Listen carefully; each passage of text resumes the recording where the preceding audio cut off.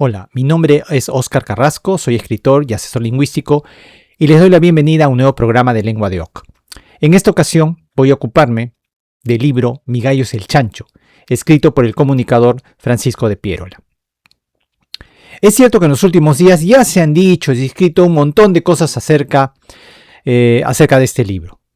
Y a esas alturas uno podría preguntarse, bueno, ¿qué puede aportar uno en relación con este tema? Pues bien, ¿no? En esta ocasión voy a hacer algo, ¿no? que no se ha hecho hasta el momento, que es revisar este libro con ojos de editor. Es decir, señalar algunos de los problemas que evidencian la ausencia de un trabajo de edición en la publicación de este libro. Bien, empecemos con el libro. Tenemos aquí el fragmento que más ha dado que hablar, el fragmento más comentado, el de la micción. Es el que más burlas, más chacotas y memes ha generado. Tremendo problema para el autor. Problema que se hubiera podido evitar si hubiera contado con un editor.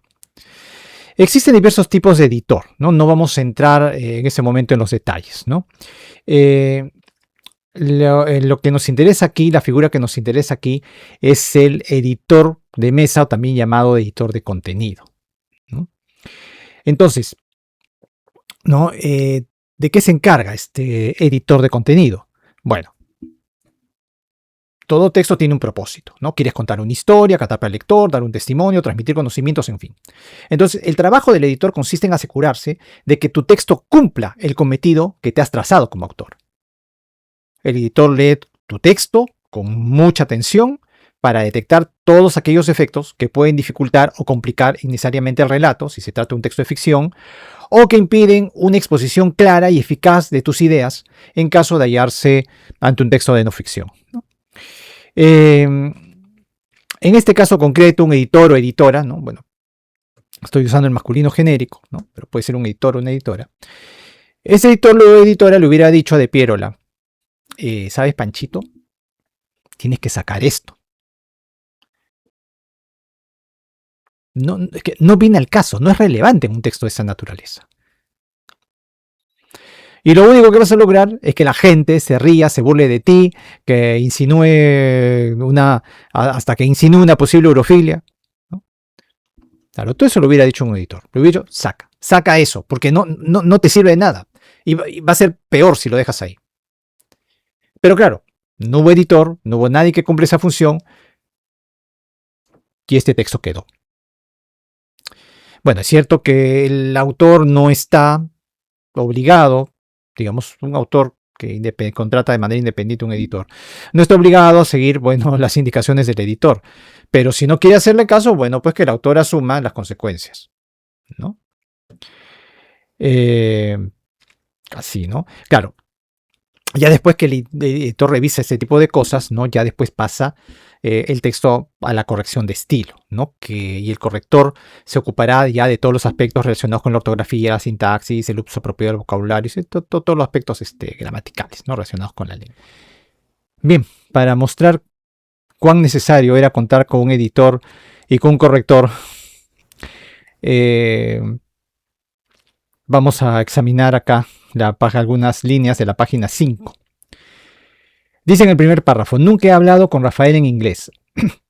Sería bastante raro que nos pusiéramos a pronunciar un idioma extranjero solos los dos, pero sí lo he escuchado hablar. No habla como gringo a pesar de que parezca uno, hasta más que yo, pero lo habla a la perfección, más aún teniendo en cuenta que lo aprendió por su propia cuenta. Ay, Dios mío.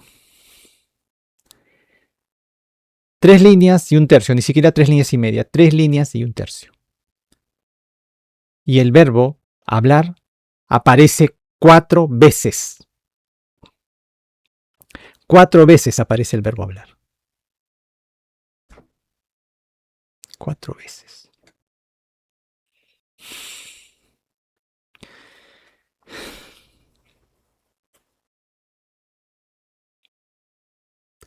Y el enunciado final, más aún teniendo en cuenta que lo aprendió por su propia cuenta. Cuenta. Esto no es arte, pues. Esto no es literatura. Por favor.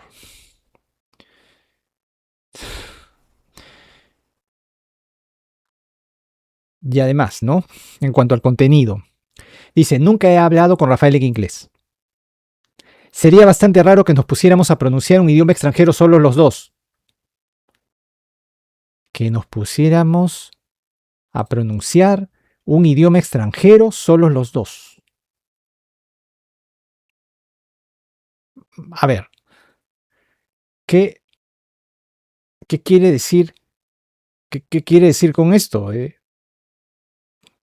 Que se encierran los dos solos en una habitación, o bueno, en una oficina, ya, solos los dos, no hay nadie más, y se ponen a pronunciar palabras en inglés, ¿no? A veces, oye, Panchito, vamos a pronunciar palabras en inglés ya, y empiezan a pronunciar palabras en inglés. Apple, picture, ¿no?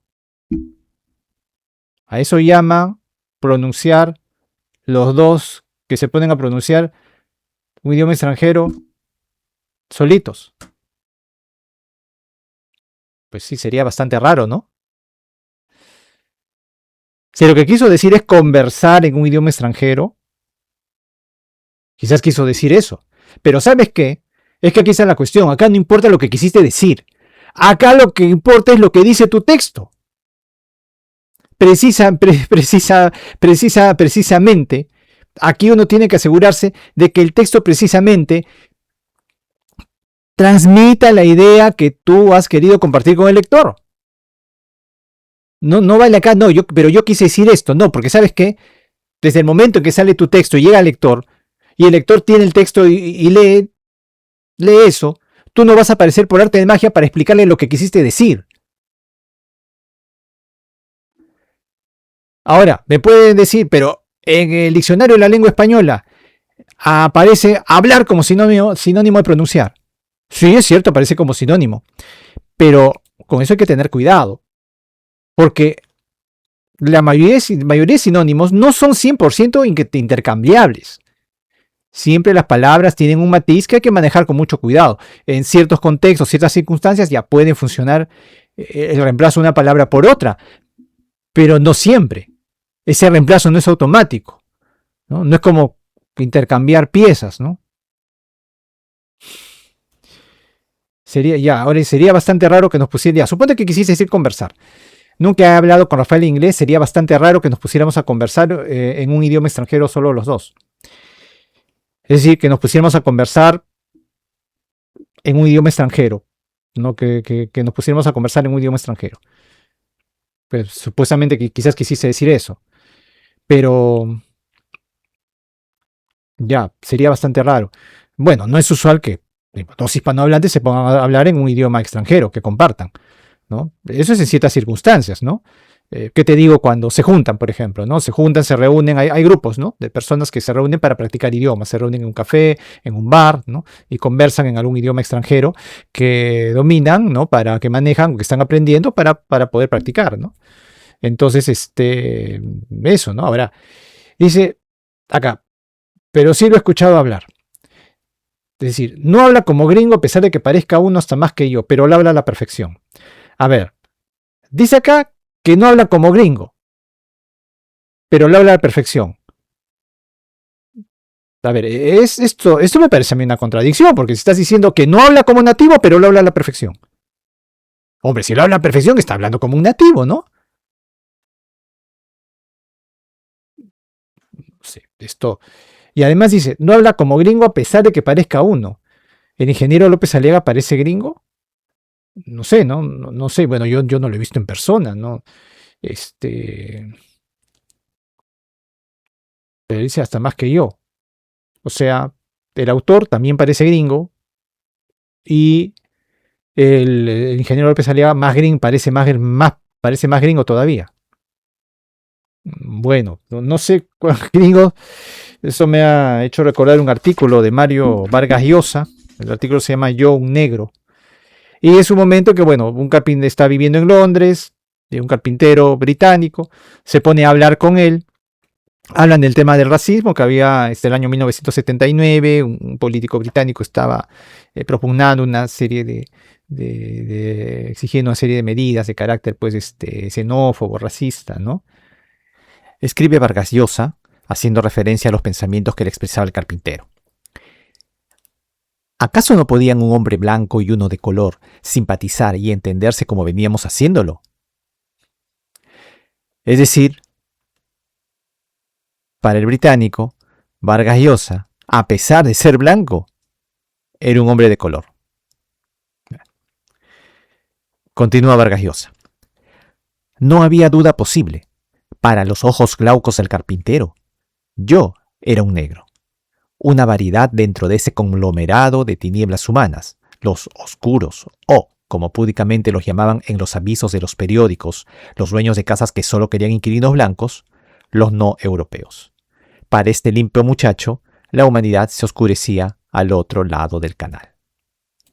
Entonces, a juzgar por ese testimonio, aquí alguien puede ser considerado gringo, pero esa misma persona no va a ser vista por los gringos como uno de ellos. Más aún teniendo en cuenta que lo aprendió por su propia cuenta. ¿No conocías la palabra autodidacta? ¿No? Claro.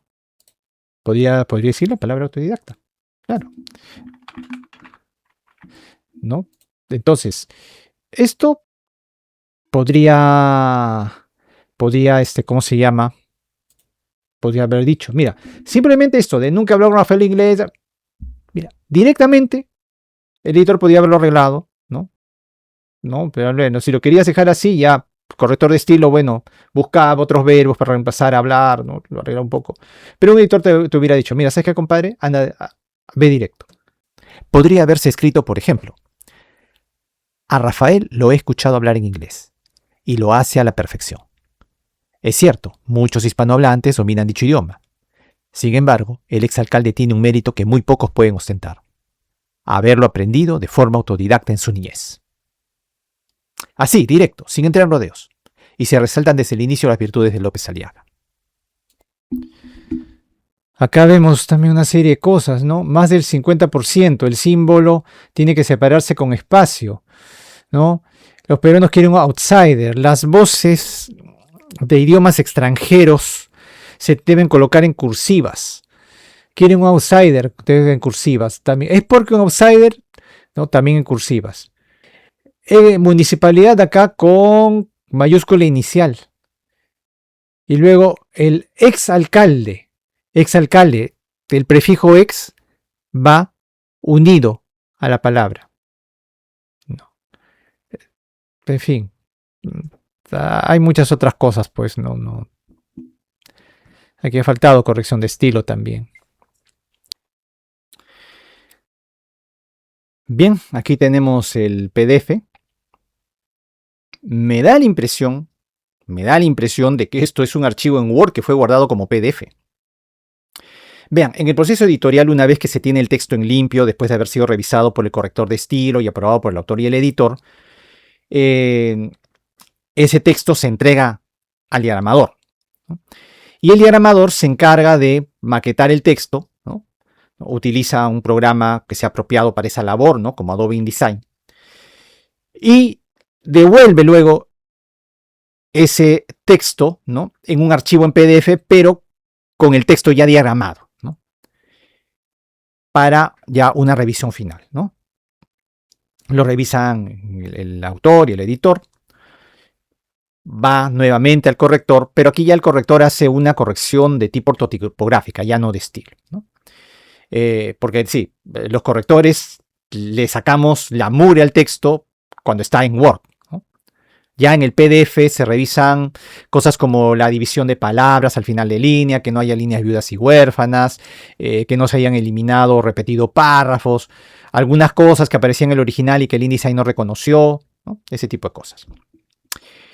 Bien, ahora observamos que inmediatamente después de la carátula empieza el texto, es decir, el cuerpo del libro. Claro, en un texto destinado a la difusión digital no encontraremos algunas partes que son propias de libros impresos, ¿no? Como las páginas de cortesía, la portadilla, la portada, ¿no? Con las consiguientes páginas en blanco, ¿no?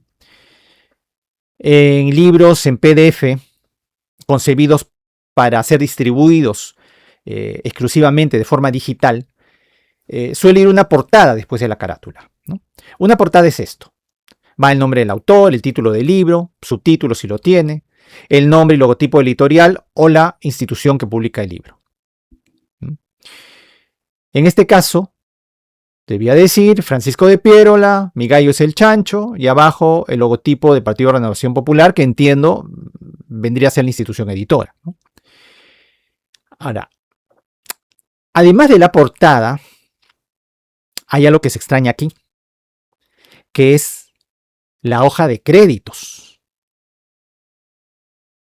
Y esto es un asunto muy serio, ¿m? Porque en esta hoja de créditos, aquí podemos ver un ejemplo, van el nombre del autor o autores, quién o quiénes son los titulares de los derechos de autor, el año de publicación, el número de edición, la editorial o institución editora. Con frecuencia se coloca un modelo de ficha para facilitar la catalogación del libro, el número de ISBN que sirve para identificar al libro a nivel mundial y sobre todo el número de depósito legal en la Biblioteca Nacional del Perú.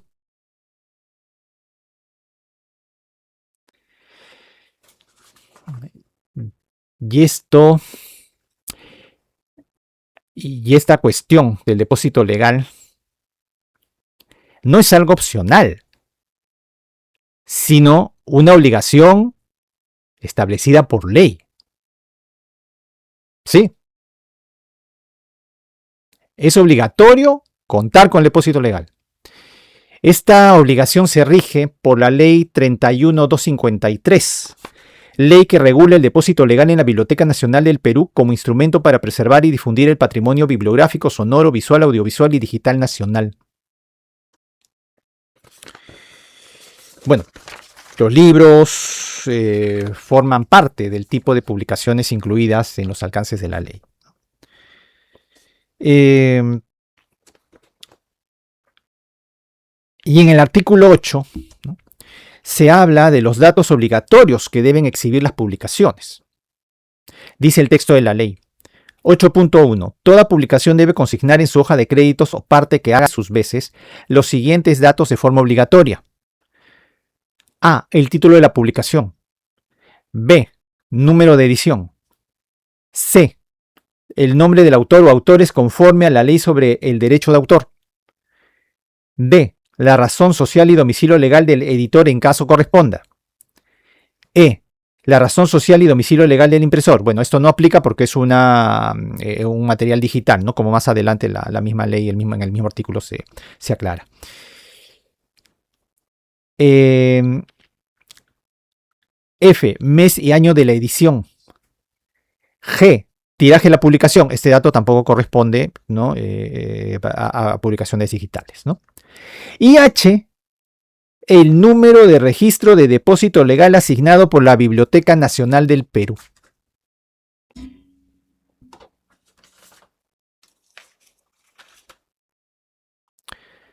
Es decir, la ley obliga a consignar todos esos datos.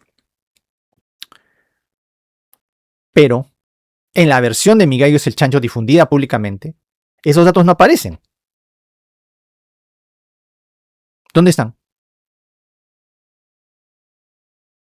Ojo, que la ley señala en su artículo 19 una serie de infracciones y en el artículo 20 establece las sanciones correspondientes, que son multas de diversos montos según el tipo de infracción.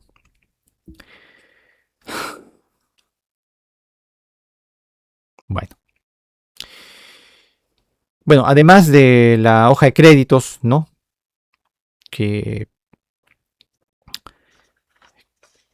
debía aparecer obligatoriamente, hubiera sido apropiado, ¿no?, colocar un índice, ¿no? El libro es breve, pero se divide en capítulos y bueno, hubiera sido apropiado, hubiera sido conveniente un índice, ¿no? Y tal vez una presentación no muy extensa, ¿no? Una presentación que podía haber estado a cargo del autor, ¿no? Explicando sus motivaciones, ¿no? Para escribir el libro, ¿no? O tal vez algún dirigente del partido o el ingeniero López Aliaga, tal vez una presentación, en fin. Y bueno, al final colocar una pequeña biografía, ¿no? Del autor, ¿no? Para que se le conozca, ¿no? Eso hubiera sido también recomendable, ¿no? Pero bueno, la hoja de créditos, eso sí, es obligatorio, ¿no? Es obligatorio incluirla, ¿no? Bueno, este ha sido otro programa de Lengua de Oc. Los invito a suscribirse, a hacer clic en la campanita y en darle me gusta. Espero, bueno, que esto haya sido de su interés, de su agrado. Y bueno, nos vemos hasta un próximo programa. Hasta pronto.